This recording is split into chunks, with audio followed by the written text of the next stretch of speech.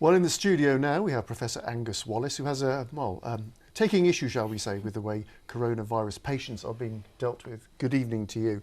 Now, you've had a long career in medicine here in Nottingham. What are your concerns? Well, the problem is that you don't want to put too many medical staff and nursing staff in the presence of people who potentially have coronavirus. So the more you can keep patients away from hospital, the better, but you need to keep a good eye on them.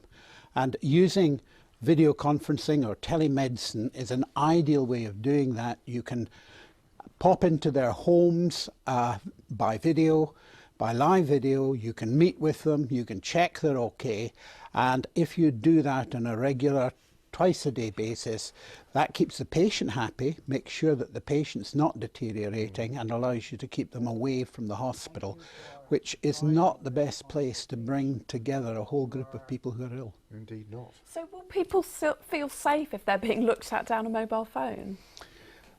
The people that I have treated in the past, because I've been doing this since 2011, they've all been very pleased indeed with having a video conference meeting.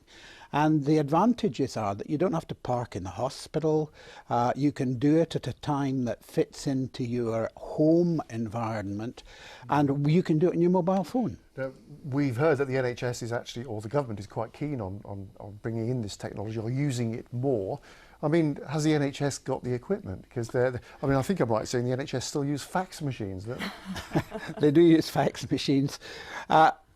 All you need is a mobile phone, and if we're going to do this properly, we should be issuing NHS laptops that can communicate with people on their mobile phones. And although the regulatory processes make that something that is not supported by the NHS, I think they've got to think again, because we are moving towards a very difficult time. Well, I think perhaps the NHS are moving towards your position. Thank you very much indeed for talking to us. It's a pleasure. Thank you.